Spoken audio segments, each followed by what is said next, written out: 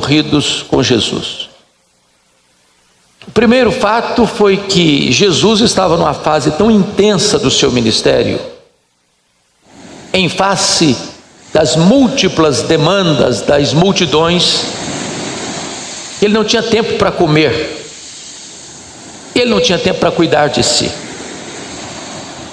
Não bastasse isso, o segundo fato é que Jesus acabara de receber uma trágica notícia: a morte crudelíssima do seu precursor João Batista, arrancado da masmorra Maqueros às margens do Mar Morto e degolado por ordem do tetrarca Herodes Antipas. Diante desses dois cenários, Jesus tomou uma decisão: sair para uns dias de descanso, de retiro, para um lugar ermo, diríamos nós hoje, para uns dias de férias. Férias não é luxo, é necessidade. Mas houve um furo de imprensa, a notícia vazou. E quando Jesus chega no local, a multidão já estava lá, esperando Jesus. E em vez de Jesus despedir a multidão, aliás, no plural, multidões, e continuar de férias com os discípulos, ele se compadeceu daquele povo, passou a curar os seus enfermos. Quando o dia já estava prestes a declinar-se, seus discípulos, do topo da sua pretensa prudência, sentiram-se no direito de dar conselhos a Jesus. E chegaram para Jesus e disseram: mestre, já está ficando tarde, esse lugar é ermo, tem muita gente aqui, aqui não tem supermercado, aqui não tem padaria, também não tem dinheiro para comprar comida para tanta gente. Então o mais sensato a fazer é mandar esse povo voltar para casa. E Jesus olha para os discípulos e os desconcerta ainda mais, dizendo-lhes: dai-lhes vós mesmos de comer. Bom, mas agora eles estão encrencados. Primeiro porque tem muita gente, eram 5.000 homens, além de mulheres e crianças, em torno de 12.000 pessoas. Não tinha lugar para comprar comida, não tinha dinheiro. Aliás, fizeram uma pesquisa e constataram que eles tinham uma receita de 5 pães e 2 peixes para uma despesa de 12.000 pessoas. Impossível. Mas aquilo que o homem não pode fazer, Jesus pode fazer.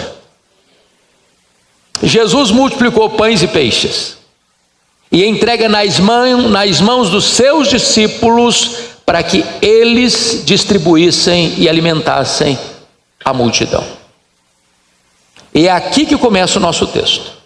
Logo a seguir, compeliu Jesus os discípulos a embarcar e passar adiante dele para o outro lado, enquanto ele despedia as multidões. Logo a seguir, o quê? Logo a seguir, o registro que acabamos de fazer. Mas isso requer uma pergunta: por que Jesus não permitiu que os seus discípulos ficassem com ele enquanto se despedia as multidões? Por que Jesus não os pede, não aconselha, não sugere, compele, ordena, obriga os discípulos a entrar no barco e voltar para casa em Cafarnaum? Por que Jesus não permite que os discípulos permaneçam ali naquele cenário, naquela geografia? Do que Jesus está poupando os discípulos? Mateus não responde a estas perguntas. Mas a resposta está em João 6,15, texto paralelo deste. É que logo após esta multidão ser alimentada, esta mesma multidão vem para arrebatar Jesus, para fazê-lo rei, ou seja, um Messias político, apenas um operador de milagres. E Jesus não queria que os seus discípulos fossem tentados por essa cosmovisão, de olharem para ele apenas como operador de milagres e não como salvador do mundo. Bom, nós cremos em milagres, nós pregamos sobre milagres, nós oramos por milagres, mas é preciso afirmar que o milagre não é a essência do Evangelho. Jesus não desceu da glória apenas para fazer milagres. Os milagres que ele operou foram para confirmar e ratificar a sua messianidade, a sua divindade.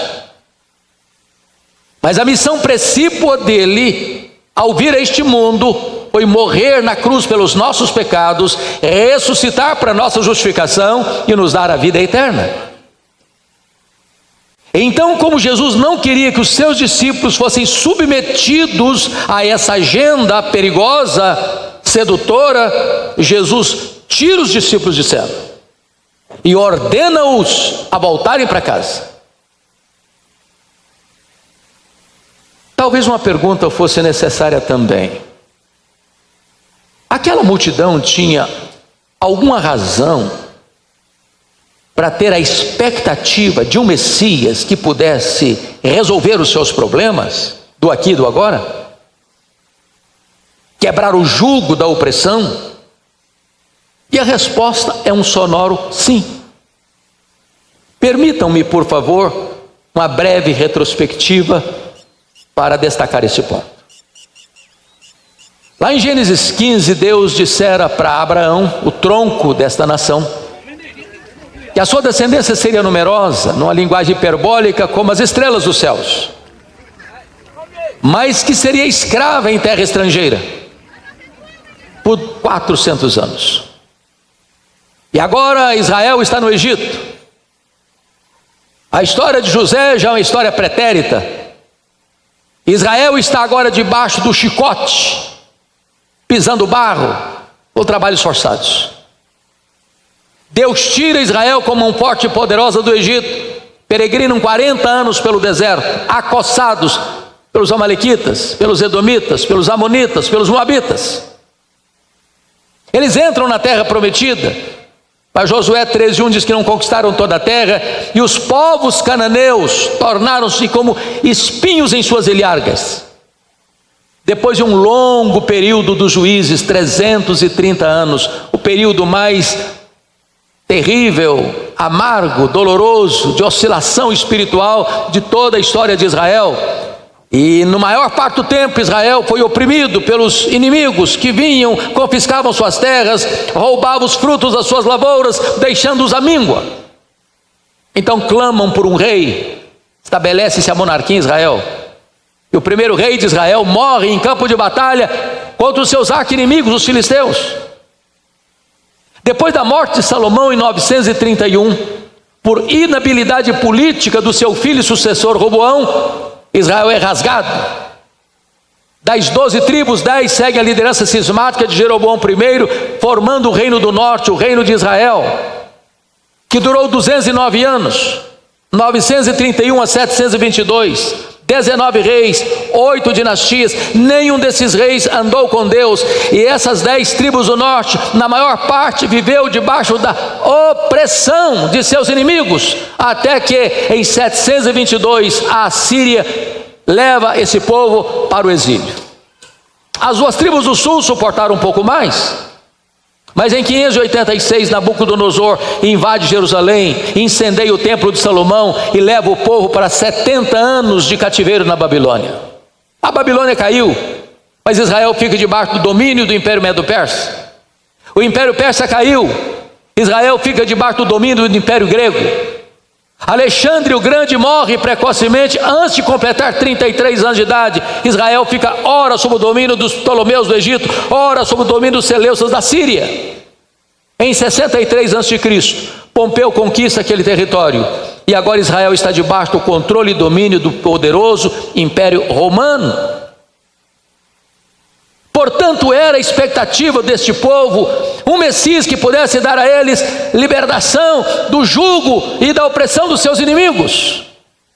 Até os apóstolos de Jesus, mesmo depois da ressurreição de Jesus, ainda nutriam esse sentimento no coração, quando perguntaram para Jesus: vai ser nesse tempo que o Senhor vai restaurar o reino a Israel?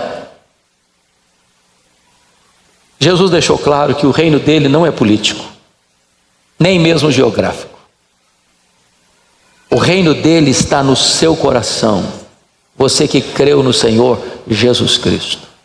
Então Jesus não queria que os seus discípulos fossem tentados por essa agenda e fez com que eles saíssem do cenário e voltassem para casa.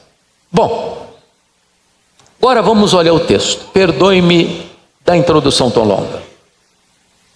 O mínimo que os discípulos poderiam esperar, já que as férias foram frustradas, era pelo menos voltar em paz para casa. Mas não foi o que aconteceu. E aqui começa a primeira lição.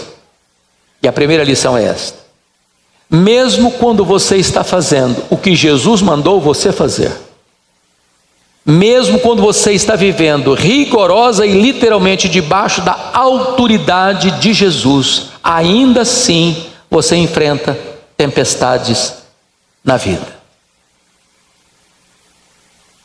A vida não é indolor. Nós não temos imunidade especial. Nós não vivemos numa estufa. Nós não estamos blindados. A vida não se desenrola num parque de diversões, nem mesmo num jardim grinaldado de flores. Aqui tem luta. Aqui tem choro. Aqui tem dor. Aqui tem vale. Aqui tem ventos contrários. Aqui tem tempestade. Enquanto nós estamos confortavelmente instalados nesta noite, neste santo lugar, tem irmãos nossos sofrendo dores terríveis, em tratamentos pesados, nos CTIs dos hospitais. Enquanto nós estamos aqui, há irmãos nossos sendo perseguidos, sendo presos, sendo torturados, morrendo como mártires por causa da sua fé em Cristo. Aqui tem choro, aqui tem dor. Nós não temos imunidade especial. Segunda lição do texto: nas tempestades da nossa vida, Jesus sempre vem ao nosso encontro. Sempre. Nem sempre no nosso tempo, nem sempre do nosso jeito. Porque vejam vocês, quando eles entram no barco, ainda era dia. A trajetória não dava 1 hora de viagem. Já são passadas as 3 horas da madrugada. E eles ainda estão no epicentro da tempestade, no miolo da crise. O que é curioso é que, despedidas as multidões, Jesus subiu para o monte para orar. Mas Marcos 6,48, texto paralelo deste, nos informa que lá do monte Jesus os via em dificuldade. Ora, notem, esse mar da Galileia é um lago de águas doces, o maior reservatório de águas doces do Oriente Médio. Tem 21 quilômetros de comprimento por 14 de largura. Esse lago está cercado de montanhas, as montanhas de Golã, as montanhas da Galileia. Esse lago está a 220 metros abaixo do nível do mar Mediterrâneo. Qualquer lugar da montanha você tem uma visão inteira do lago. Agora, Jesus os via em dificuldade. E a pergunta é: por que Jesus esperou até depois das 3 horas da madrugada para ir ter com eles?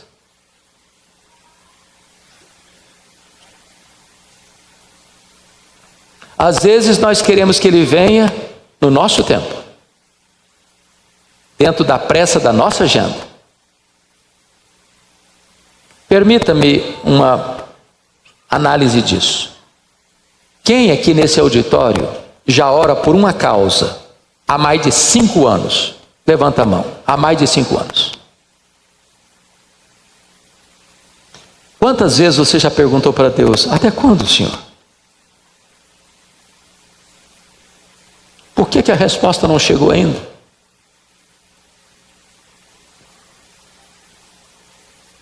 Ele sempre vem, mas nem sempre do nosso jeito, na nossa pressa, porque Ele é Deus.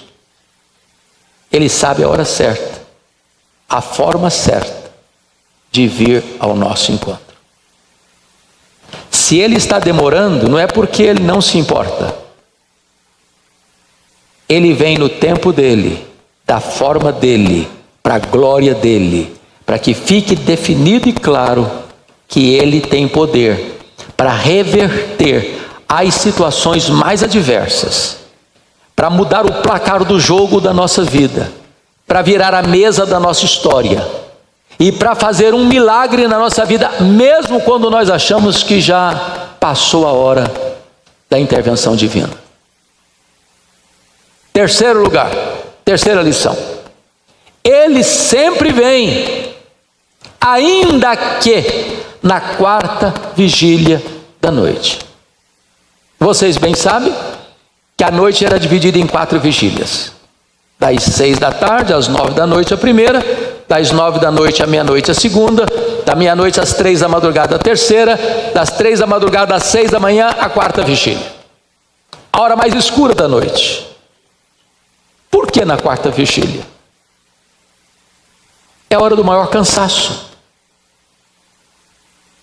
É a hora que você diz: agora não tem mais jeito. É a hora que você pensa: agora o caldo entornou. É a hora que você imagina: agora não tem mais cura. Agora não tem mais recuperação para esse casamento. Agora eu já desisti. Agora eu já joguei a toalha. Agora a pessoa já foi longe demais para retornar. Agora a pessoa caiu profundamente demais para poder se erguer. Agora acabou.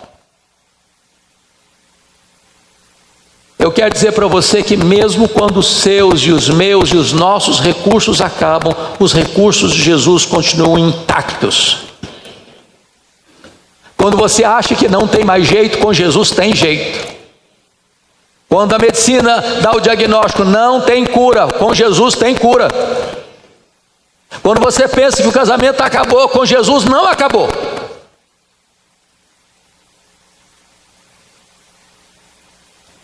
Há pouco tempo, uma senhora, pastor Purim, chegou para mim e disse: pastor, eu preciso comunicar para o senhor que eu estou me divorciando. Eu tomei um susto e disse: como? Ela foi severa: eu estou me divorciando, e soletrou a palavra. E eu perguntei: por quê? Ela respondeu para mim: secou. Entendeu? Secou. Eu olhei para ela e disse: minha filha, se secou, ainda tem esperança. Ela regalou os olhos. Você não leu na Bíblia que a vara seca de Arão floresceu? Pois Jesus pode fazer florescer o que secou no seu coração. Falou: pastor, o senhor é maluco. Quer dizer para o senhor que morreu, entendeu? Morreu. Falei: morreu? Ah, mas então tem esperança? Você não leu na Bíblia que Jesus ressuscita os mortos? Ele ressuscita o amor que morreu no seu coração. O senhor endoidou. Eu estou querendo dizer para o senhor que acabou, não tem mais nada, acabou. Falei: acabou, então tem esperança. Você não leu na Bíblia que o Senhor chama a existência até as coisas que não existem? Pois Ele pode chamar a existência o que não existe mais dentro do seu coração. Você não vai divorciar agora, não. Você vai orar comigo um mês, daqui a um mês você volta aqui para conversar. Passado o mês ela voltou. Disse: pastor, acabou a vontade de divorciar. Jesus está restaurando a minha vida e o meu casamento. Jesus chega ainda que na quarta vigília da noite para mudar a sua história. Alguns de vocês aqui têm acompanhado a luta que a nossa família tem vivido com o nosso netinho Pedro. Nasceu com 6 meses, precocidade extrema. Nasceu fortemente infectado pela infecção que tomara o corpo da sua mamãe. Com 3 dias de nascido, uma cirurgia pesada para extrair 20 centímetros do seu intestino. Há uma semana, uma segunda cirurgia pesada.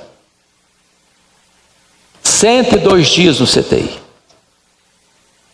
Por 2 vezes ficou 50 horas sem fazer xixi. E o médico disse: se não fizer, em poucas horas os órgãos entram em falência e não tem mais o que fazer. Várias vezes os médicos chamaram a família e disseram para nós: se vocês acreditam em Deus, se vocês acreditam em oração, orem, porque não tem mais nada para fazer. Já são 5 cirurgias. Mas uma dessas vezes me marcou muito. Quando chamaram a nós e disseram: olha, não tem mais jeito, já jogamos a toalha. A minha nora, com lágrimas nos olhos, disse: eu gostaria tanto de pegar o meu bebê no colo. Eu não tive esse privilégio. Acabou de nascer, já foi para o CTI cheio de tubos, de fios. Os indicadores estavam dizendo que era o fim. E o médico disse para ela assim: não faça isso. Ele está partindo. Ele está morrendo. Você vai ter um trauma. Ele vai morrer nos seus braços. Chegou um médico mais experiente. Ouvindo a conversa, disse para ela: ponha o seu bebê no colo. Colo de mãe é vida. E quando ela pôs o seu bebezinho no colo, as taxas começaram a mudar, e o bebezinho como que ressuscita nos seus braços. Muitas lutas ainda, mas está de alta, está em casa, e nós estamos crendo que Deus vai completar a sua obra na vida dele, porque Deus chega ainda que na 4ª vigília da noite, para mostrar que Ele é Deus, que o fim dos nossos recursos não é o fim dos recursos de Deus, que a terra pode entrar em falência, mas os céus têm reservatórios inesgotáveis. Bendito seja o Senhor. 4ª lição: Ele sempre vem, Ele vem andando sobre o mar. E o que significa isso? O mar era aquilo que era maior do que os discípulos, que conspirava contra os discípulos, que ameaçava os discípulos. Quando Jesus vem andando sobre o mar, Ele está dizendo assim: o que é ameaça para você, o que você não consegue resolver, o que conspira contra você, o que intimida você, o que ameaça você de morte, aquilo que você não consegue administrar, está literalmente debaixo dos meus pés. Eu estou no controle. Nós servimos ao Deus Todo-Poderoso. Para Ele não tem impossíveis, para Ele não tem causa perdida, para Ele não tem doença incurável, para Ele não tem casamento irrecuperável, para Ele não tem pecador tão afundado no pecado que não possa ser resgatado. Para Ele tudo é possível. Bendito seja o seu nome. Hoje aqui nesta noite, os seus problemas são maiores do que você, estão literalmente debaixo dos pés do Senhor Jesus Cristo. 5ª lição: Ele sempre vem. E Ele vem para trazer entendimento espiritual às mentes confusas. Porque notem vocês, naquela noite escura, talvez um relâmpago luzidio abra um facho de luz na noite escura, e eles olham os discípulos e vem alguém andando sobre o mar e concluem rápido: é um fantasma, e tomados de medo gritaram. Ora, mas esses discípulos já eram crentes e ainda acreditavam em fantasmas? Pasmem vocês, há crentes ainda hoje que acreditam em fantasmas. A pergunta é por que eles acreditavam em fantasmas? E a resposta talvez seja: daqueles 12 discípulos, 11 deles eram galileus.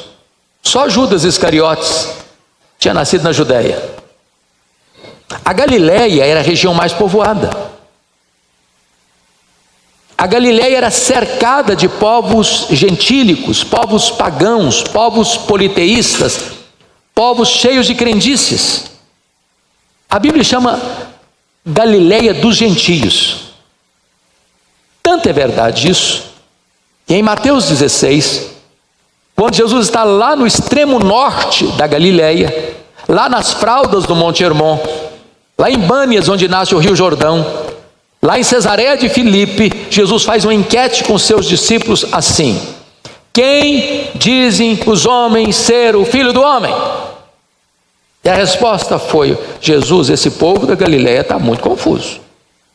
Uns pensam que tu és João Batista, outros afirmam que tu és Elias, outros dizem que tu és Jeremias, outros dizem que tu és alguns dos profetas. Ninguém acertou. Mas para um pouquinho só. Se vocês estão dizendo que esse Jesus aqui é o João Batista, mas o João Batista foi degolado. Vocês estão dizendo que esse Jesus aqui é Elias, mas o Elias foi arrebatado para o céu. Vocês estão dizendo que Jesus aqui é Jeremias, o Jeremias já morreu há mais de 600 anos. Vocês estão dizendo que esse Jesus aqui é alguns dos profetas, mas os profetas estão mortos. Que negócio é esse? O que é isso? É que já naquele tempo e naquele lugar se acreditava em metempsicose, em transmigração das almas, numa linguagem mais comum, em reencarnação. Agora prestem atenção: quando a teologia está errada, o que ela produz é medo, é confusão, é perturbação. Jesus traz luz onde tem escuridão, traz clareza onde tem perturbação mental. O que liberta o homem é o Evangelho. Por isso Jesus diz: conhecereis a verdade e a verdade vos libertará. Quantas pessoas confusas, quantas pessoas com medo. Quando a teologia está errada, a solução está chegando e a pessoa está pensando que é um problema. É Jesus que está chegando e eles estão achando que é um fantasma. A resposta batendo na porta deles e eles estão apavorados. Mas ainda, em sexto lugar, Jesus sempre vem nas nossas tempestades, e Ele vem para acalmar o nosso coração e para resolver os nossos problemas. É curioso que tem duas tempestades relatadas nos evangelhos. A primeira delas em Marcos 4, 35 a 41, e a segunda, esta que estamos considerando. Na primeira tempestade, primeiro Jesus acalma a tempestade para depois acalmar os discípulos. Aqui, primeiro Jesus acalma os discípulos para depois acalmar a tempestade. E a pergunta é: por que ele muda de método? E a resposta é: porque tem hora que a tempestade está do lado de fora, tem hora que a tempestade está do lado de dentro. Tem hora que o que apavora você é a circunstância, tem hora que o que amedronta você é o sentimento. E Jesus está aqui nesta noite, e Ele conhece a tempestade de fora, Ele conhece a tempestade de dentro. Jesus está aqui nesta noite para acalmar a tempestade de dentro e para acalmar a tempestade de fora. Jesus está aqui nesta noite para acalmar o seu coração e botar um ponto final nas tempestades que assolam a sua vida. Ele sempre vem. Em sétimo lugar, Ele vem para levantar o caído. Às vezes nós censuramos o Pedro. Não deveríamos censurar, porque na verdade o único no barco que teve fé e coragem para dizer para Jesus: se és tu, Senhor, manda-me ir ter contigo por sobre as águas, foi Pedro. Os outros não tiveram essa fé, nem essa coragem. E eu imagino a cena: o barco assolado pelo vento, as ondas encrespadas chicoteavam o barco frágil, o vento sibilava e empurrava o barco de um lado para o outro, e o Pedro salta do barco, pula na água, e aquela massa líquida se transforma em terra firme diante dos seus pés, e ele olha para Jesus, caminha firme, sobrancelho, olhando para Jesus, tendo a experiência mais incrível da sua vida, e de repente, diz a Bíblia, reparando na força do vento, teve medo e começou a afundar. Não censure Pedro. Pedro está aqui nessa noite, mas ele não está entre nós, não. Ele mora debaixo da nossa pele, o coração dele bate no nosso peito, o sangue dele corre em nossas veias. Nós somos Pedro. Nas noites mais escuras da minha vida, algumas vezes, eu disse para o Senhor: eu não aguento mais, Senhor. Por um minuto eu tiro os olhos de Jesus, e comecei a afundar. Se você tirar os olhos de Jesus, você afunda. Você não fica de pé escorado no bordão da autoconfiança. Só Jesus pode manter você de pé. Mas o que me impressiona em Pedro é que ele não tenta resolver o problema. Ele clama por Jesus: socorre-me, Senhor, salva-me. Naquela ocasião, Jesus estava no monte, orando por eles, e veio ao encontro deles. Hoje Jesus não está num monte orando por nós. Hoje Ele está à direita da majestade, como nosso grande sumo sacerdote. Ele conhece as nossas fraquezas, Ele conhece as nossas dores, Ele conhece as nossas limitações, Ele conhece os nossos perigos, e basta você gritar por socorro, e Ele vem ao seu encontro, e arranca você das gargantas da morte. Diz o texto que prontamente Jesus estendeu a mão, tomou, levantou, e deu-lhe um tapinha de luva, bem suave. Disse: homem de pequena fé, por que duvidaste? O problema de Pedro não era o vento, era a dúvida. Não era a tempestade, era a incredulidade. Se creres, verás a glória de Deus. Diz o texto que ambos subiram para o barco e cessou o vento. Jesus pode não apenas acalmar nesta noite o seu coração, Ele pode pôr um ponto final na tempestade que atormenta você. É para trazer bonança.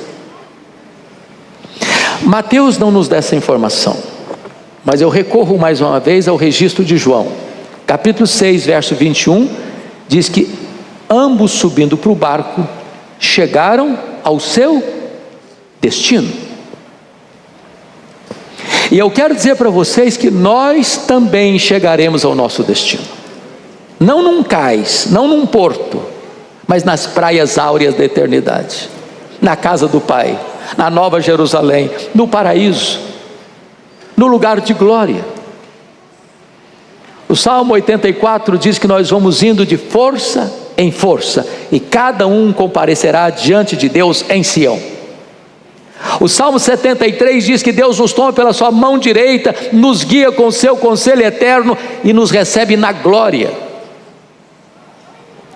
Apocalipse capítulo 9 diz que quando o poço do abismo foi aberto, saiu de lá um bando de gafanhotos a ponto de escurecer o sol.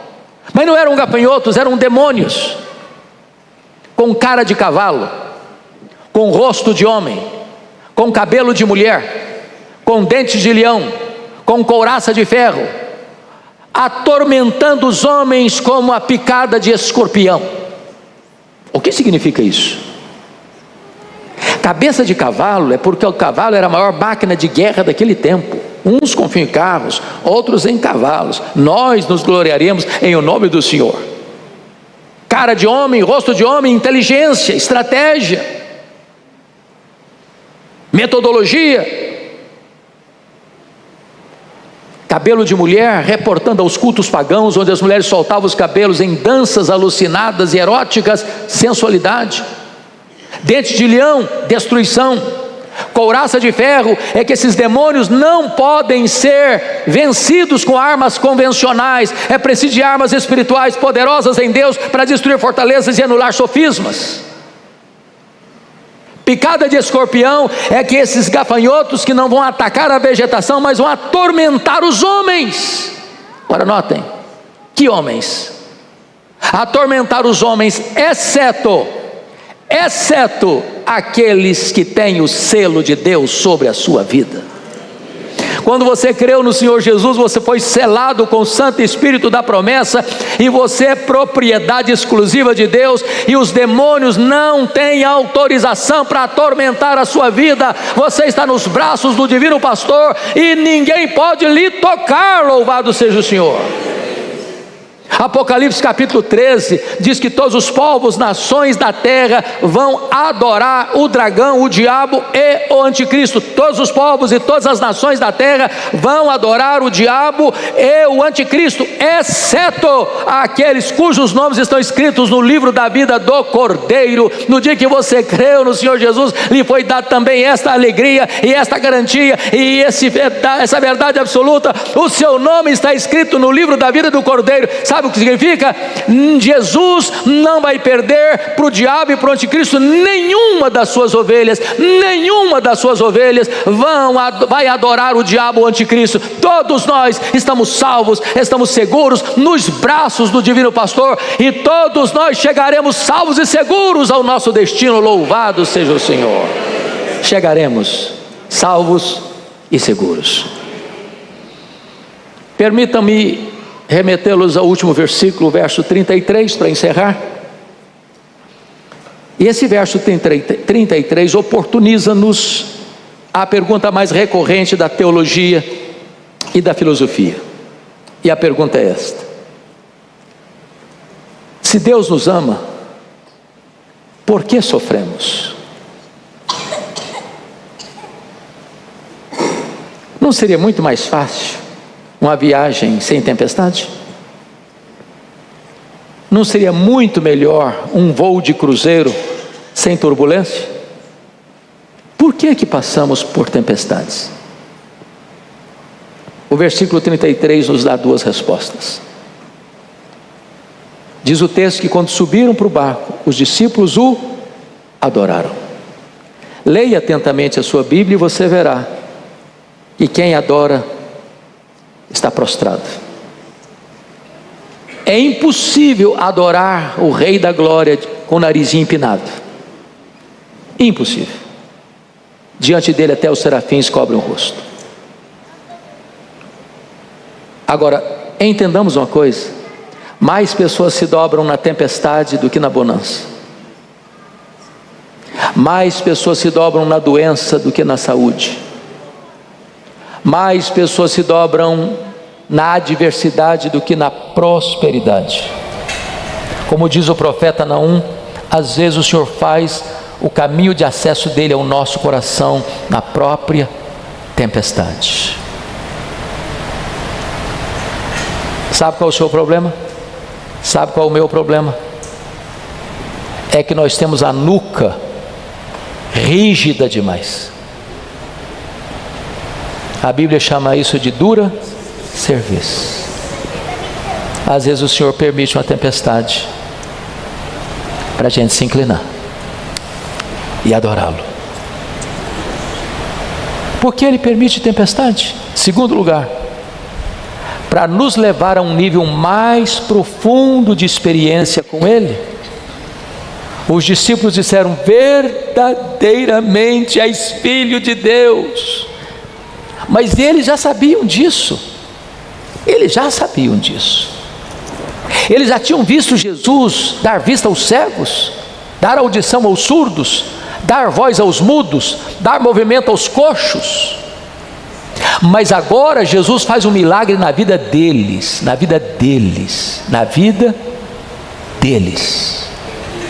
Em outras palavras, o Senhor não quer que você tenha apenas uma experiência com Ele de segunda mão.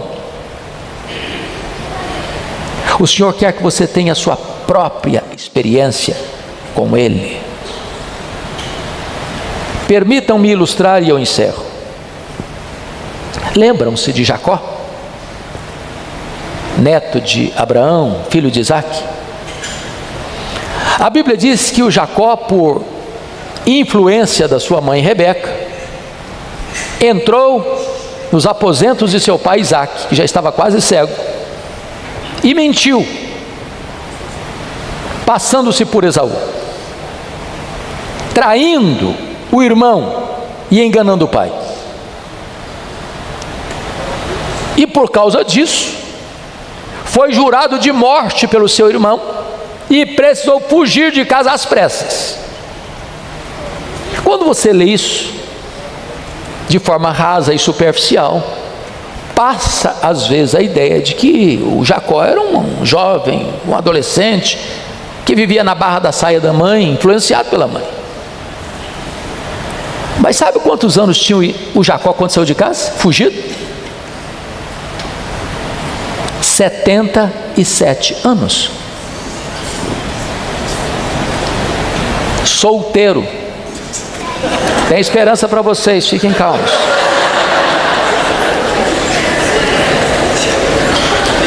Bom, você pode dizer, pastor, você não está chutando não? Não estou chutando, eu quero provar para você que ele tinha 77 anos quando saiu de casa. Ele saiu de casa com 77 anos e diz a Bíblia que ele precisou trabalhar 14 anos para ter o direito de casar com Raquel. Depois de 14 anos, nasce José. Portanto, se você soma 77 com 14, quando José nasceu, o Jacó tinha 91 anos de idade. Ele quis ir embora, o sogrão não deixou, ele era trabalhador escravo. Ficou mais 6 anos. Portanto, ao todo 20 anos em Padã Arã.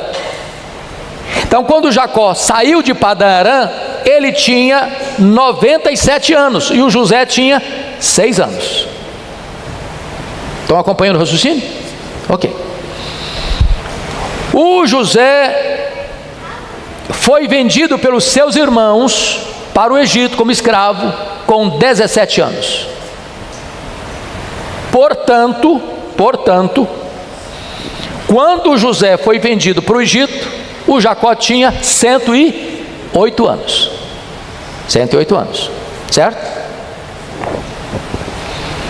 O José ficou no Egito 22 anos, até levar para lá sua família.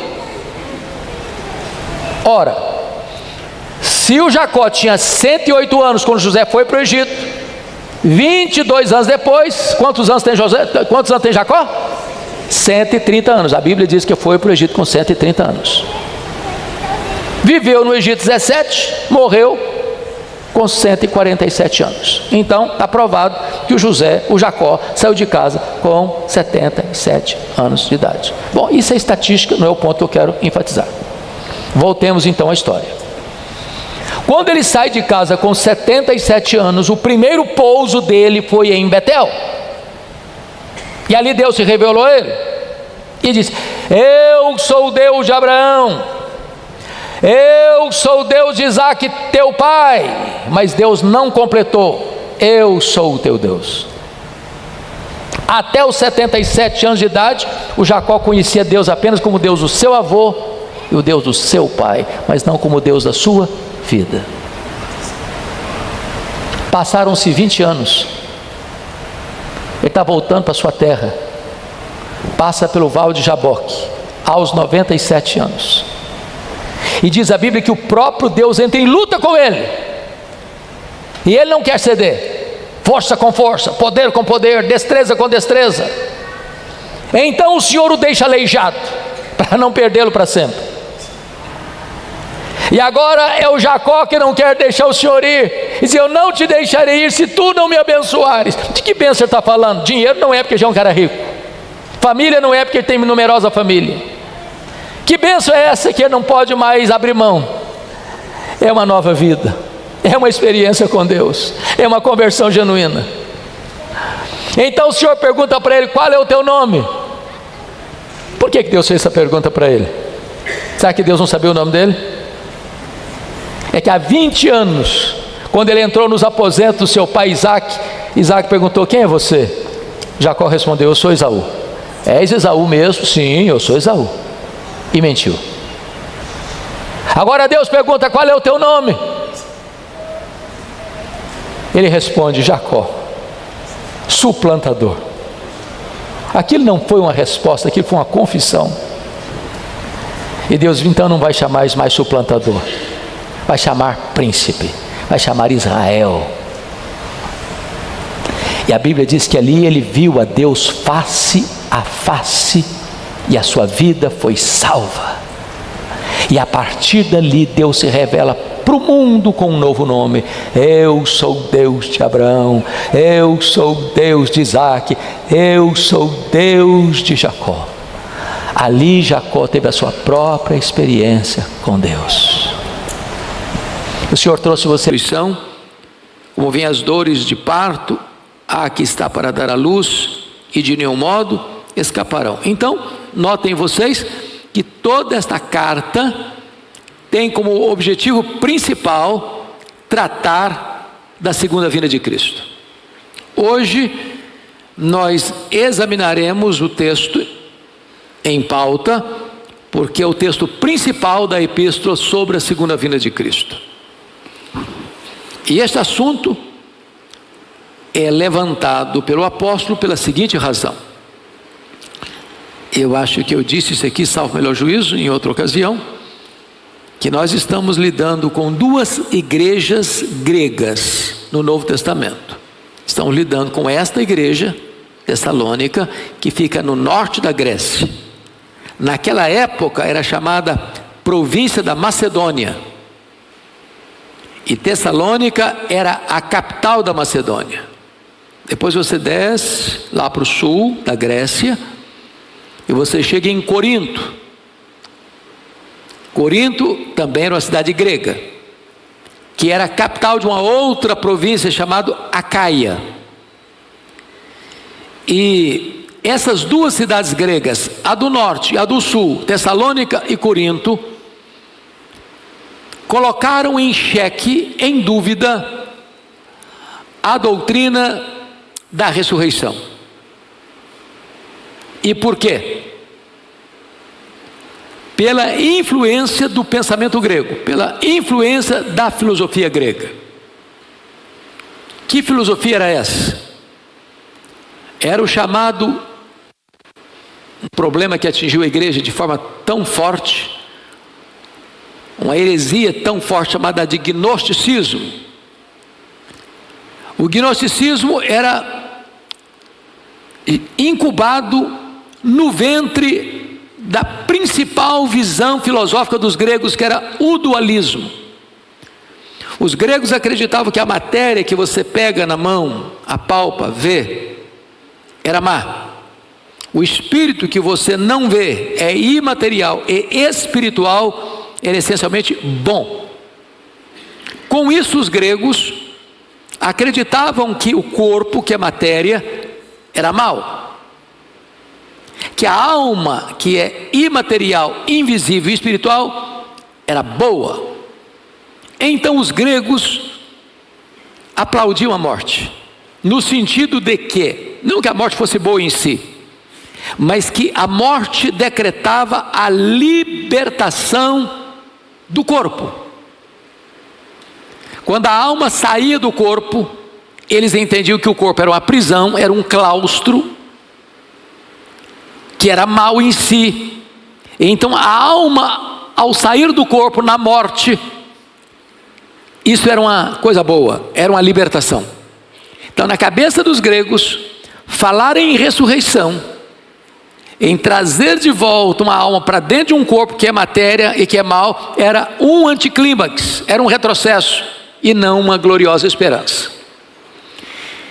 Então, lá em Corinto, no capítulo 15, versículo 12 da primeira carta, o argumento era esse: ora, se é corrente pregar-se que Cristo ressuscitou dentre os mortos, como, pois, afirmam alguns dentre vós que não há ressurreição de mortos? Ou seja, alguns membros da igreja de Corinto estavam questionando a doutrina da ressurreição. Até acreditavam que Cristo tinha ressuscitado, mas não acreditavam que os crentes que morriam podiam ressuscitar. Então Paulo teve que escrever o mais longo capítulo da Bíblia sobre essa doutrina para aquela igreja de Corinto, que era uma cidade grega. Aqui em Tessalônica, lá no norte da Grécia, que hoje ainda é uma grande cidade de mais de 2 milhões de habitantes, Tessalônica, versículo 13, Paulo diz assim: não queremos, porém, irmãos, que sejais ignorantes com respeito aos que dormem, para não vos entristecer como os demais que não têm esperança. Ou seja, quando um crente morria na igreja de Tessalônica, os crentes ficavam o quê? Tristes. E por que eles ficavam tristes? Porque eles não tinham esperança. Por que eles não tinham esperança? Porque o pensamento secular, o pensamento filosófico de fora, estava entrando para dentro da igreja e tirando a alegria dos cristãos da esperança cristã, a esperança da ressurreição. Então, Paulo escreve esse texto para clarear para eles que quando um crente morre, ele não pode viver triste por não ter esperança. Ao contrário,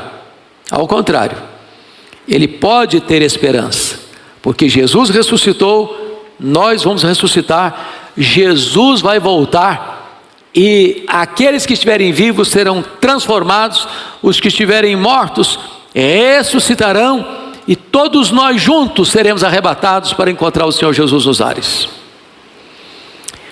Bom, então vamos olhar alguns aspectos desse texto. A primeira coisa que eu chamo a sua atenção, por gentileza, é que nós temos uma revelação de Deus sobre o assunto. Olha o versículo 15 comigo. Ora, ainda vos declaramos por palavra do Senhor isto. Por que eu estou querendo enfatizar esse ponto? Não há nenhuma doutrina evangélica mais questionada, onde paira mais dúvidas do que a doutrina da segunda vinda de Cristo, da ressurreição dos mortos, da realidade do céu. Então há muita especulação. E Paulo está dizendo o seguinte: nós crentes não precisamos especular, porque nós temos da parte de Deus uma revelação sobre o assunto. Deus já tratou da matéria, Deus já apresentou a matéria, então eu não tenho que especular nada, eu tenho da parte de Deus já uma verdade revelada sobre o assunto. E hoje há muita especulação. Por exemplo, o que acontece quando a pessoa morre? Bom, se a pessoa é materialista, um ateu materialista, ele vai dizer o seguinte: morreu, acabou, o homem é só matéria, então morreu, fim de linha, não tem mais nada. Se você perguntar para um espírita kardecista, o que acontece quando a pessoa morre? Ele vai responder para você assim: bom, morreu, desencarna e reencarna. Morreu de novo, desencarna e reencarna. Morreu de novo, desencarna e reencarna, num processo ad infinito. Não tem esperança nesse negócio. Se você perguntar para um católico romano que crê na doutrina romana, o que acontece quando uma pessoa morre? Ele vai responder assim: bom, quando a pessoa morre, ela não é tão santa para ir direto para o céu, não era tão má para ir direto para o inferno, então ela vai para o purgatório. E lá ela fica sofrendo, no fogo do purgatório. Não sabe quanto tempo, se 1 ano, se 10 anos, se 1 século, se 1 milênio, até os seus pecados serem purgados. E então, depois que os seus pecados forem purgados, e se ajuda aqui com missa de 7º dia, com missa de 30 dias, com com oferendas, com ofertas. Como dizia lá do Hans Tetzel, cada moeda que cai no gasofilácio, uma alma que pula do purgatório, também não tem esperança de negócio. Se você perguntar para um adventista do sétimo dia, o que acontece quando uma pessoa morre? Ele vai responder assim: se ela não era salva, ela é aniquilada. Acabou. Deixa de existir. E mais, quando a pessoa morre, diz eles, vai existir o sono da alma. A alma fica dormindo. A pergunta é: o que é que a Bíblia diz sobre este assunto? Temos revelação de Deus. Então o que a Bíblia vai nos ensinar? Por exemplo, perguntas que se fazem. Nós vamos nos conhecer no céu? Sim ou não? Alguns dizem assim: bom, se a gente for conhecer no céu vai ser muito ruim, porque se eu chegar lá e a minha mãe não estiver lá, e meu filho não estiver lá, meu pai não estiver lá, meu avô não estiver lá, vai ser uma tristeza só. Agora, o que a Bíblia ensina é que lá no céu não vai ter tristeza, não vai ter lembrança de memórias que me deixem abatidos ou tristes, porque Deus vai enxugar dos nossos olhos toda lágrima.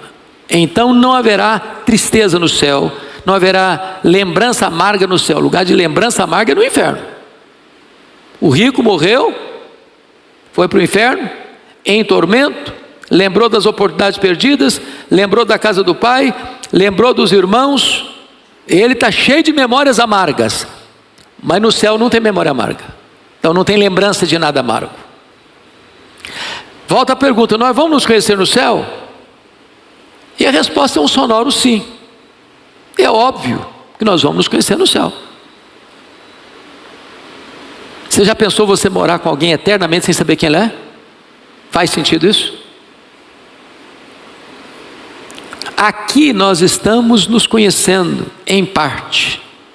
Quando os gregos diziam assim: conhece-te a ti mesmo, os gregos estavam errados, porque você não se conhece. Se eu perguntar aqui para o casal que tem mais anos de casamento, perguntar assim para a mulher, uns 50 anos de casada: você conhece o seu marido? Ela vai dizer: estou conhecendo. Se eu perguntar para o marido assim, com 50 anos de casada: você conhece a sua mulher? Ele vai dizer: estou começando a conhecer. Nós nem nos conhecemos. De vez em quando você fica surpreso com você, escandalizado com você até. Nós não nos conhecemos. Aqui diz a Bíblia que nós conhecemos em parte, vemos nublado como espelho, porque espelho naquela época não era tão transparente como hoje. Mas então nós conheceremos como também somos conhecidos. O que não vai ter no céu são famílias nucleares. Por exemplo, não vai ser família Silva, Oliveira, Pereira, Araújo. Lá nós teremos uma só família. Você não vai amar mais quem foi sua mulher, seu marido, seu pai, sua mãe no céu, que você vai amar Abraão, Isaac e Jacó. E mais, lá no céu, embora nós vamos nos conhecer, não vamos ter o mesmo grau de relacionamento que temos aqui. Por exemplo, não se casa, nem se dá em casamento. Então não existe a ideia de casados para sempre. Preste atenção nisso. Casamento é até que a morte os separe. Então aproveita que é só aqui. Lá não vai ter mais. Alguém diz: ufa, também até que enfim, né? Mas, que pena, podia prolongar a eternidade inteira. Não, mas não. Então, aproveita. É só aqui mesmo. Nem se casa, nem se dá em casamento. Mas vamos a voltar ainda. Pensa comigo, depois eu vou tratar um pouquinho melhor disso. Como é que vai ser no céu?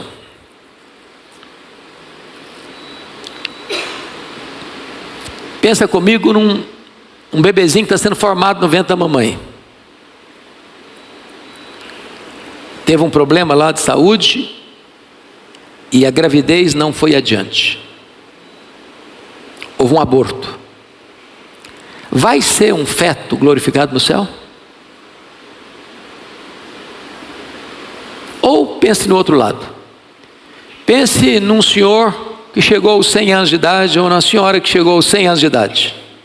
Já está com o seu corpo um pouco fraquinho, às vezes precisando de uma bengalinha para andar. Vai ser um vovô glorificado no céu? Uma vovozinha glorificada no céu? E o que a Bíblia responde é que você e eu teremos um corpo semelhante ao corpo da glória do Senhor Jesus. Ou seja, não importa se morreu no ventre da mãe, não importa se morreu aos 100 anos de idade, todos teremos um corpo perfeito, maduro, completo, semelhante ao corpo da glória do Senhor Jesus. Com uma grande notícia: você não vai ter que brigar nem com a balança, nem com o espelho. Não vai precisar da comunidade do irmão Jairo lá. O irmão Jairo não vai precisar lá. Nem cirurgia plástica. Então, é um corpo completo, perfeito. Então, nós vamos olhar aqui que temos revelação de Deus, e a primeira coisa que eu quero destacar, conforme o versículo 15 e 16, é sobre a segunda vinda de Cristo. Ora, ainda vos declaramos por palavra do Senhor isto: nós os vivos, os que ficarmos até a vinda do Senhor, de modo algum precederemos os que dormem. Porquanto o Senhor mesmo, dada a sua palavra de ordem, ouvida a voz do arcanjo, ressoando a trombeta de Deus, descerá dos céus, e os mortos em Cristo ressuscitarão primeiro. Então, a primeira coisa que eu quero chamar a sua atenção é que Jesus voltará. E a pergunta é: voltará como? E a Bíblia responde: primeiro, ele voltará pessoalmente. Lembra lá de Atos 1:11? Quando Jesus está ascendendo aos céus, descem os anjos e perguntam assim: varões galileus, por que estáis olhando para as alturas? Esse mesmo Jesus que viste subir ao céu, esse mesmo voltará, pessoalmente. Não vai mandar um embaixador, não vai mandar um substituto, ele mesmo vem, ele mesmo volta. Segundo, a segunda vinda de Cristo, além de pessoal, ela é visível. Apocalipse 1:7 diz que todo olho o verá. E é muito curioso isso. Todo olho o verá. Não importa se está numa megalópole, não importa se está num deserto, não importa se está no topo de um prédio de 100 andares, não importa se na caverna mais escura, todo olho o verá.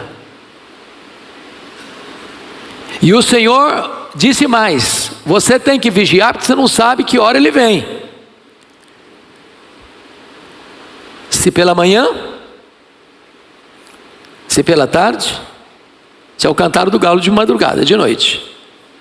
Então eu pergunto para vocês: que hora Jesus virá? E eu respondo para vocês: ele virá de manhã, ele virá de tarde, ele virá de noite. É óbvio que está falando de fuso horário. Se volta de manhã no Brasil, volta de tarde na Europa.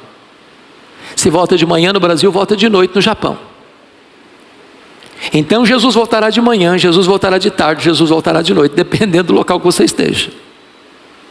Ele voltará visivelmente, todo olho verá, até aqueles que o traspassaram. O que significa até aqueles que o traspassaram? Preste bem atenção nisso. Na cronologia dos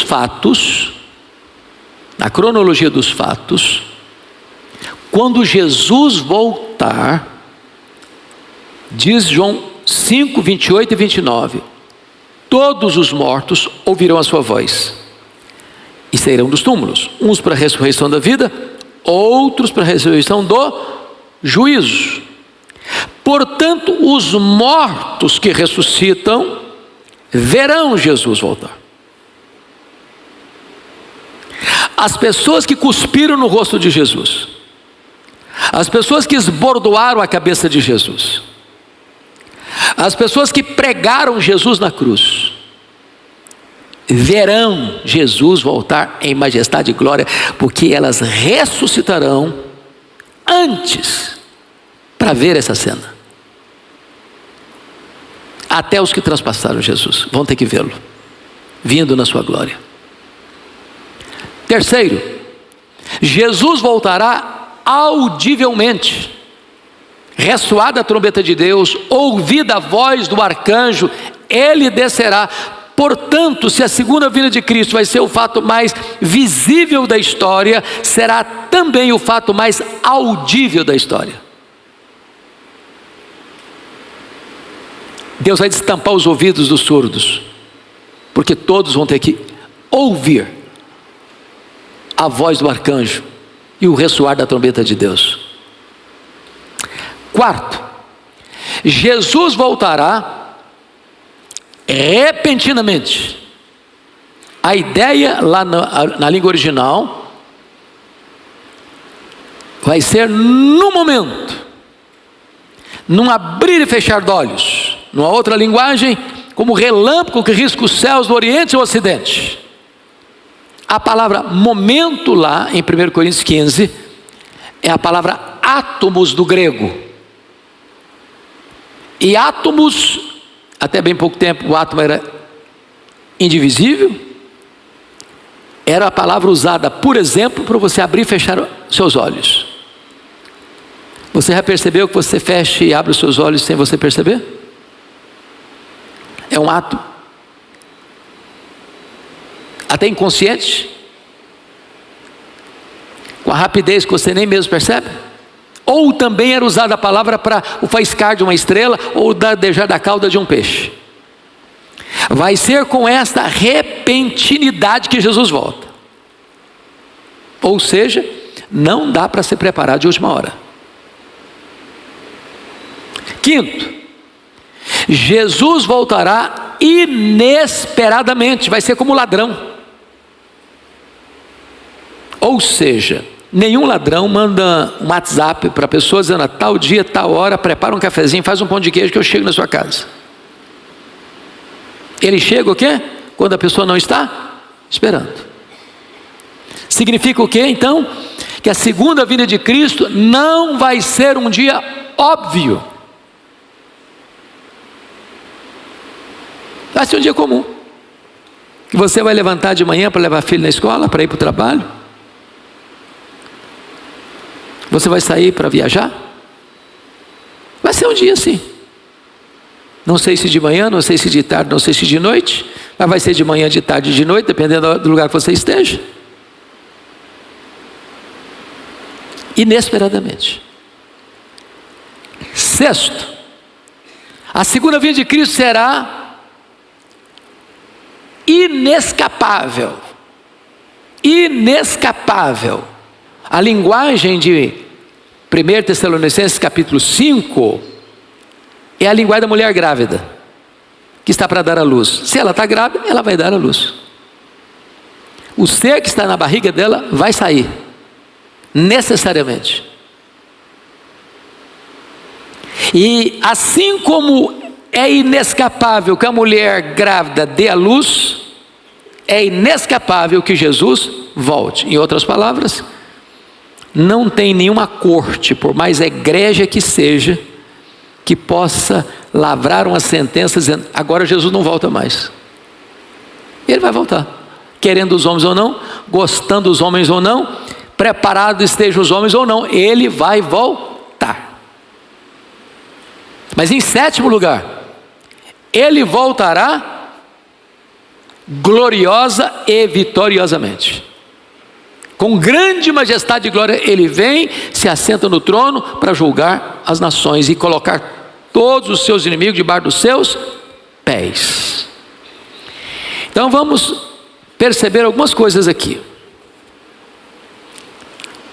Veja você, versículo 14: pois se cremos que Jesus morreu e ressuscitou, assim também Deus, mediante Jesus, trará em sua companhia os que dormem. Versículo 15: de modo algum precederemos os que dormem. Versículo 13: sejais ignorantes com respeito aos que dormem. Do que Paulo está falando? Então a pergunta básica é essa: o que é que vai dormir? Você usa a palavra morte. Em algumas igrejas até usa essa expressão: dormiu no Senhor. Dormiu no Senhor, já viu? Dormiu no Senhor. O que é que dorme? É o corpo ou é a alma que dorme? O corpo. A alma não dorme. A alma não fica inconsciente. O que é morrer? O que é morrer?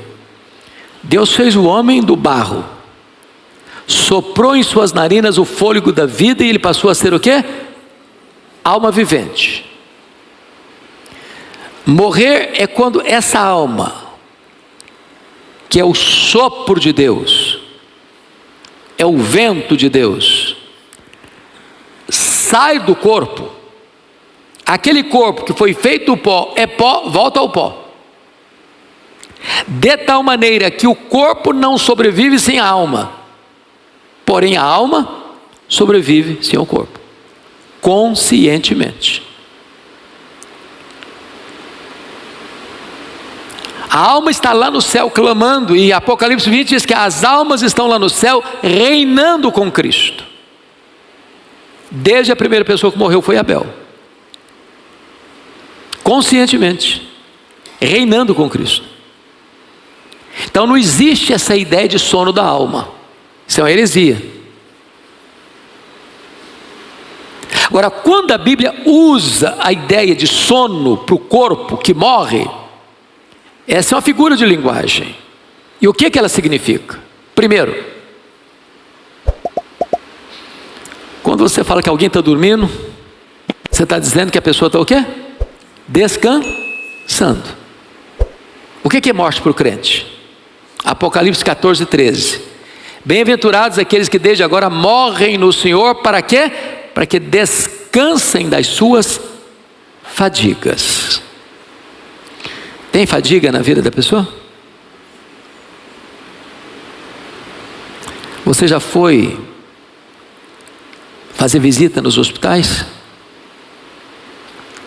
Já visitou aquelas alas onde os enfermos estão às vezes nos tratamentos mais pesados? Os medicamentos mais pesados? Fadiga, cansaço, dor. Então, quando um crente morre, ele descansa dessas fadigas. Segundo, quando você fala em dormir, além de descansar, você está o quê? Renovando o quê? Suas forças. Não só você descansou passivamente, mas você renovou suas forças positivamente.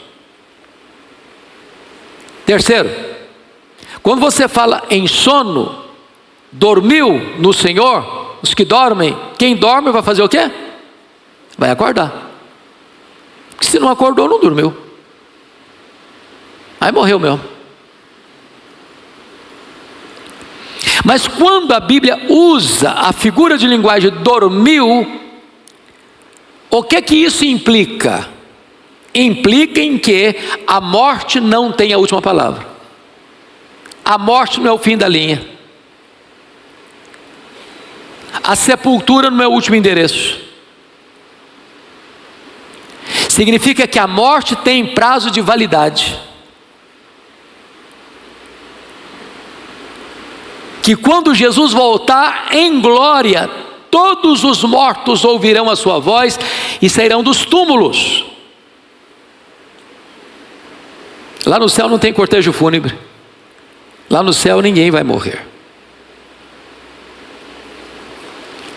Bom, então Jesus voltará e os mortos, os que dormem no Senhor, vão ressuscitar. Agora, como é que estão os mortos hoje, desde Abel? O que acontece quando um crente morre? Na hora que ele morre, o que acontece com um crente? Quando eu falo crente aqui, entendam vocês, gente que nasceu de novo, tá, gente? Porque tem crente que só está no hall de membro da igreja, mas não está no livro da vida. Então, pensa na pessoa que nasceu de novo. Quando o crente morre, Hebreus capítulo 12 diz que o seu espírito é imediatamente aperfeiçoado para entrar na glória. Segundo Coríntios 5:8 diz que morrer é deixar o corpo e habitar com o Senhor. Habitar com o Senhor. Então a alma não fica dormindo na sepultura. Habitar com o Senhor. O Senhor não está na sepultura, o Senhor ressuscitou. O que Jesus disse para o ladrão da cruz que se arrependeu? Hoje mesmo estarás comigo onde? No paraíso. A sepultura é o paraíso? Não. Quando Jesus morreu, o que ele disse? Pai, nas tuas mãos entrego meu espírito. O Pai está dentro da sepultura? Não. O Pai está no céu. Então o que é morrer para um crente? Filipenses 1:23 diz que é partir para estar com Cristo, o que é incomparavelmente melhor. Então no momento que um crente fecha os olhos aqui, imediatamente ele vai para onde? Para o céu. Fica dormindo lá? Não, reinando com Cristo. Já entra no gozo do Senhor. Agora, esta pessoa, porque nós não somos um corpo que tem uma alma, nós somos uma alma que tem um corpo. Essa pessoa ainda não está na plenitude da glorificação. Por que não? Porque você e eu temos um corpo físico, material, visível, e temos uma alma imaterial e invisível. Muito embora a alma já está no céu, o corpo está onde? Na sepultura. A glorificação só será plena quando Jesus voltar. E o texto diz, preste atenção aqui no texto, olha o que está escrito aí. Versículo 14: pois se cremos que Jesus morreu, ressuscitou, assim também Deus, mediante Jesus, trará em sua companhia os que dormem. Trará em sua companhia os que dormem? Como assim? É que você não consegue tirar a foto 3x4 da sua alma. Alguém já tirou passaporte e diz, não, eu não vou botar a foto do meu corpo, vou botar a foto da minha alma. Existe isso? Não. Então, se eu quero falar uma linguagem humana que todo mundo entenda, eu estou falando dos que dormem. Ou seja, a sua referência visível, material, é o seu corpo. É por isso que lá no céu, nós vamos ver Deus na face de Cristo. Deus o Pai é o quê? Invisível. Deus o Pai não tem forma física. Ele é espírito. Como é que nós vamos ver Deus? Se Ele é invisível. Nós vamos ver Deus o Pai na face de Cristo. Ele é o resplendor da glória. Ele é a exata expressão do ser de Deus. Jesus, o Filho, a segunda pessoa da Trindade, está no céu como Deus homem, homem Deus. Ele é Deus, Ele é homem. Ele pode ser visto, Ele pode ser tocado. Nós o veremos face a face. Então, quando Jesus voltar em glória, todos aqueles que já morreram na fé, salvos, voltarão com Ele, em glória. E o que vai acontecer? Aquele corpo foi feito pó, voltou ao pó e é pó, escuta a voz de Jesus, sai do túmulo, e aquele corpo, agora ressurreto, vai se unir àquela alma que veio com Jesus, e aí sim, a glorificação está completa.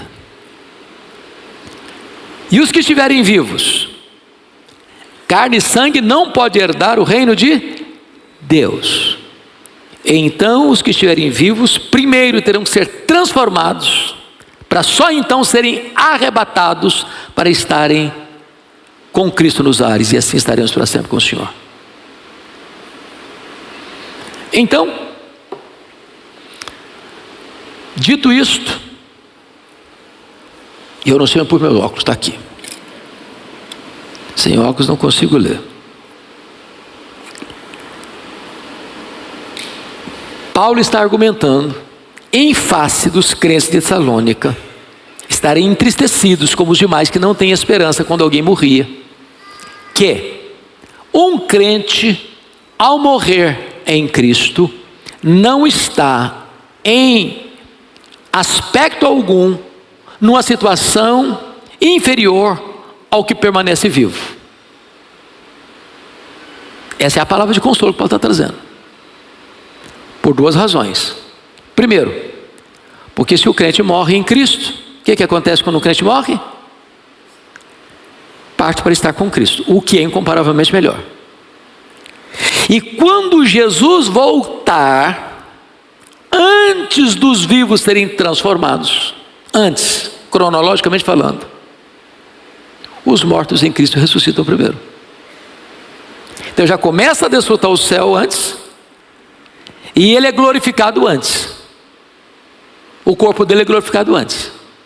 Então o que Paulo está dizendo é que um crente não pode ficar entristecido. Agora, notinha de rodapé, dá um parênteses aqui. Não estou dizendo com isso que funeral é festa. Não estou dizendo com isso que a gente devia convocar a banda e tocar de alegria, pular de alegria porque um crente morreu. A morte é o rei dos terrores.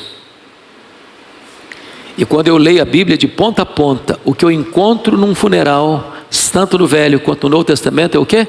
Choro. Não do desespero, não da incerteza, mas da saudade. E quem já lidou com morte na família sabe que dói, e dói muito. Não porque você tem dúvida, mas porque você é humano. E a despedida dói. Não é um adeus, é apenas um até logo, mas dói. Então eu nunca fui partidário de gente que quer transformar funeral numa festa. Festa vai ser naquele grande dia, quando Jesus voltar. Vai ser dia de luz para os crentes, embora será dia de trevas para os ímpios. Pois bem, dito isto, a segunda vinda, vamos agora entrar num outro ponto que Paulo trata, que é a doutrina da ressurreição. Então vamos dar uma olhadinha aí, versículos 15 e 16 de novo. Ora, ainda vos declaramos por palavra do Senhor isso: nós os vivos, os que ficarmos até a vinda do Senhor, de modo algum precedemos os que dormem. Percebeu isso? Paulo esperava Jesus voltar nos dias dele. Esse inclui aqui, nós os vivos, os que ficarmos até a segunda vinda. Sabe o que Paulo está me ensinando aqui? Cuidado com aqueles futurólogos escatologistas, que dizem assim para você: não, nos próximos 500 anos Jesus não volta não. Então fica tranquilo. Paulo não pensava assim não. Cada geração precisa aguardar a segunda vinda de Cristo, apressar o dia da vinda do Senhor e orar: Maranata, ora vem Senhor Jesus. O que ele está dizendo é que nós, se estivermos vivos, não vamos preceder a ressurreição dos mortos, antes de sermos transformados. Versículo 16: porquanto o Senhor mesmo dará a sua palavra de ordem, ouvida a voz do arcanjo, ressoará a trombeta de Deus, descerá dos céus, e os mortos em Cristo ressuscitarão primeiro. Pergunta: primeiro em relação a quem? Porque alguns entendem que ressuscitarão primeiro, defendendo a tese que vão ter outras ressurreições.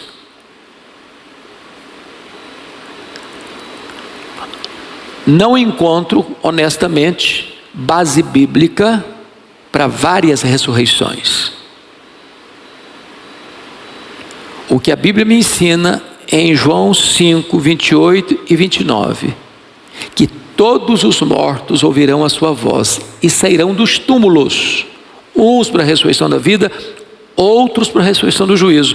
Em outras palavras, crentes e descrentes vão ressuscitar no mesmo dia, na mesma hora, na mesma circunstância, na segunda vinda de Cristo. Então, primeiro, não em relação aos que estiverem mortos, não crentes, em relação aos que estiverem vivos, porque é isso que segue o texto. Olha aí, você interpreta o texto à luz do seu contexto. Depois nós os vimos que ficarmos, ou seja, primeiro os mortos ressuscitam, depois os vivos são transformados e arrebatados. Essa é a ordem. Mas aí vem uma pergunta, já que estamos tratando de ressurreição: como é que vai ser esse corpo da ressurreição? E Paulo trata desta matéria na carta aos Coríntios 15, e ele usa 3 figuras para a ressurreição, o corpo da ressurreição. Primeira figura, a figura da semente. E quando ele usa a figura da semente, ele está usando continuidade e descontinuidade. O que significa isso? Significa que se morrer o José da Silva, quem vai ressuscitar? O José da Silva. Segundo, se o José da Silva morreu salvo, ele vai ressuscitar para a ressurreição da vida. Se o José da Silva morreu ímpio, vai ressuscitar para a ressurreição do juízo. Isso é continuidade. Qual é a descontinuidade? A descontinuidade é que semeia esse corpo na corrupção, ressuscita-se na incorrupção. O que significa isso? O seu e o meu corpo, o nosso corpo é corruptível. Sabe o que significa isso? Fica velho, fica cansado, fica doente, fica caquético e morre. Não dá para contornar isso. A beleza física vai desaparecendo. Porém, o corpo que foi semeado, ao ressuscitar, ressuscita-se na incorrupção. Significa que não fica mais velho, não fica mais cansado, não fica mais doente, não enfrentará mais a morte.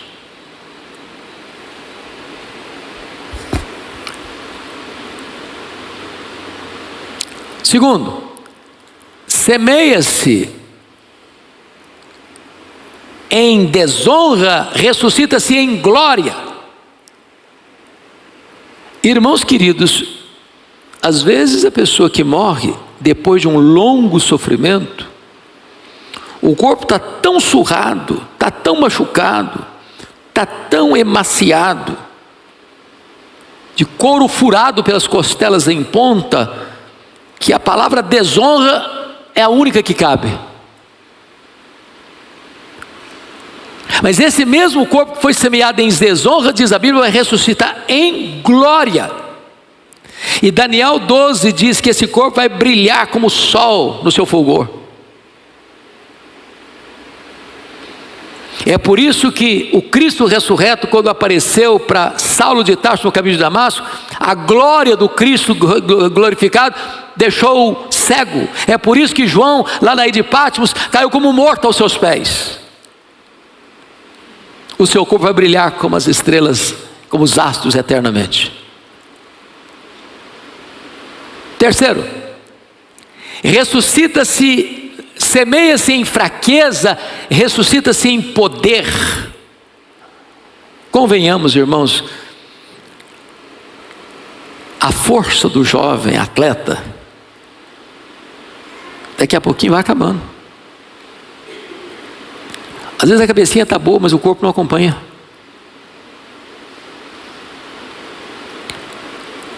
Já escutaram a conversa de que a vida se resume em 4 animais? Já escutaram? Claro. Diz que a vida se resume em 4 animais. Primeiro é o gavião. Gavião copa lá, copa cá, briga com a sombra, come qualquer coisa, nada faz mal, enfrenta qualquer parada e não tem medo de nada. Depois vem a segunda fase da águia, aí começa a fazer voo solitário, já não come qualquer coisa, já não anda com qualquer um, já fica mais seletivo. Aí depois vem a terceira fase do côndor. Condor aqui, condor ali, condor acolá, com muita dor para todo lado. Aí termina a fase com o javali. Javali para isso, javali para aquilo, javali para muita coisa, não estou valendo para mais nada hoje. Aquela situação.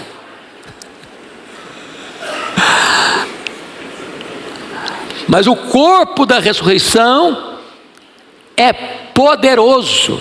Sabe o que significa isso? Olha o que Jesus fez com o corpo ressurreto. Ele entrava na casa sem abrir a porta. Ele saía da Judéia e aparecia na Galiléia sem precisar percorrer o trecho. Ele voltou para o céu em nuvens, com o seu corpo físico glorificado. E eu não sei qual a distância da terra ao céu. Eu não sei. Mas já que o nosso universo tem